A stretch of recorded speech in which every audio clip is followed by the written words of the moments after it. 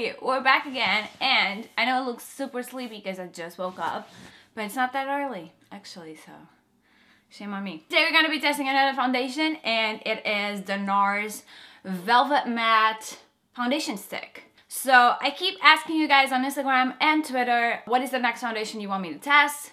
So keep posted because I'm always asking you for hints and everything and what you'd like to see next, foundations or otherwise. And also you can leave a comment down below telling me if there's a foundation you want me to try. For those of you who are watching me for the first time, what's up? And also my skin is actually combination dry and acne prone, as you can see. But at the moment, I'm about 2 months into my Roaccutane or Accutane treatment. So it's very, very dry. So you can treat this as like a dry skin. It's a little bit more flaky and it doesn't produce as much oil. So just take that into consideration within the review. So it comes like this in a little kind of stick function. Let's open it all the way up so you can see what you get. This is what you get. It's not that much. And this is the little spongy. So we're gonna do, I usually do half brush, half beauty blender. We're gonna do half this brush, half the beauty blender and see what happens. The shade I got is the lightest shade, so it's Siberia. My only issue with the shade, and I knew this buying in because I know NARS shades and I've used Siberia in another range of theirs. And they have really, really warm and yellowy shades for fair people. I don't know. I look like a total mess. So tired. I'm not that tired, I promise. I traveled to Manchester on Friday and it's Sunday now. And whenever I travel by train, I get so tired. Plus it's like the whole day, so you don't care. Okay, this is what it is. Let's do the first thingy. It looks a little bit more yellow in person than it does on camera, I think. But it's not too bad. Let's just do a few of these. I'm gonna try it dry and oh no, this is horrible. It's very hard, so it's like I'm poking my face. First of all, it feels like it took all of the foundation away and I'm just poking at myself. So I'm gonna try to wet it a little bit with my Vitamin E Hydrating Mist from Superdrug. It's like super similar to the Max Fix Plus, but I don't know where mine is and I don't feel like searching. Like right now, it's so... It feels like I've got barely anything on. But when you build it on, it does look more yellow. Okay, with a wet sponge, I'd say it's a little better. But it's very hard, so it still feels like I'm poking at my face. It's not like practical. I don't know if it's from the sponge, but the finish is just not that pretty. I'm gonna do everything with a beauty blender and see what's up because this sponge is kind of freaking me out a little bit. Let's try this side.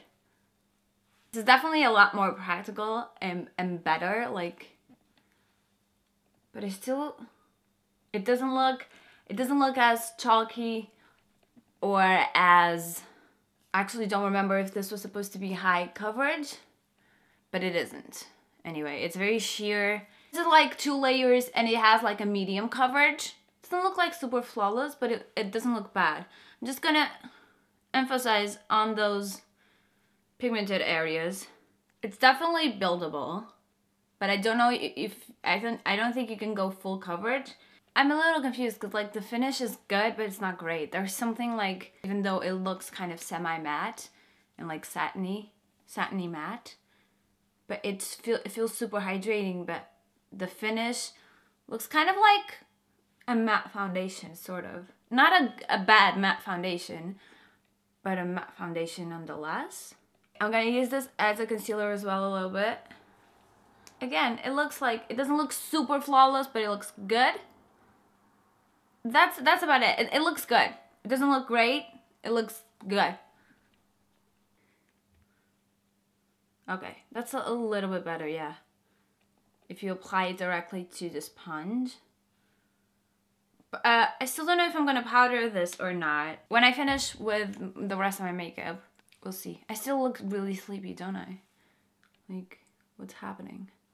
It's not super cakey, super patchy. You can still see a little bit of the pigment coming through, and it is hella yellow, as you can see. it's not like settling into the pores or anything. And it does look okay. It looks okay. I don't know. Maybe it's the yellow thing that's throwing me off.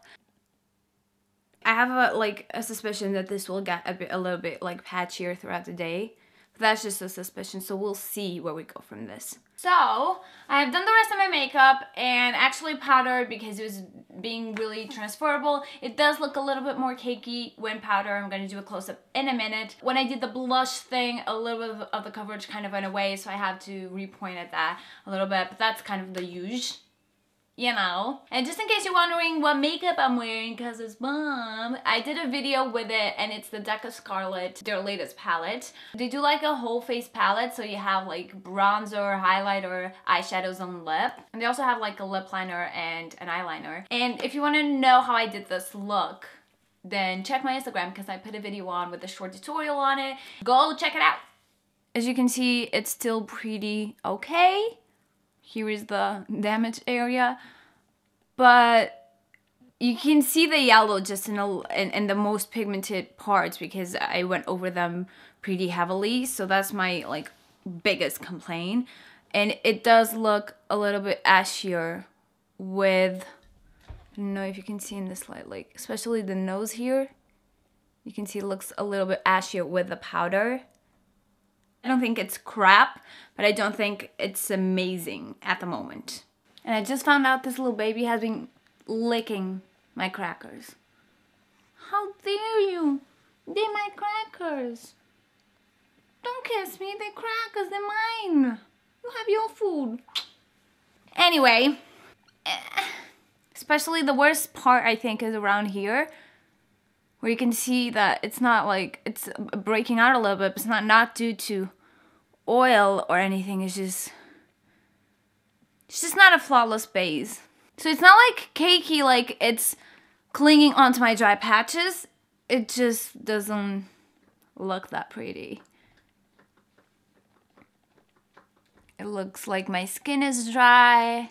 It's just one of those, like, it's not horrible, but it's not good either foundations. It just settled into all the little things. See, there's a line in my nose where it settled. It just looks like my skin sort of rejected the foundation.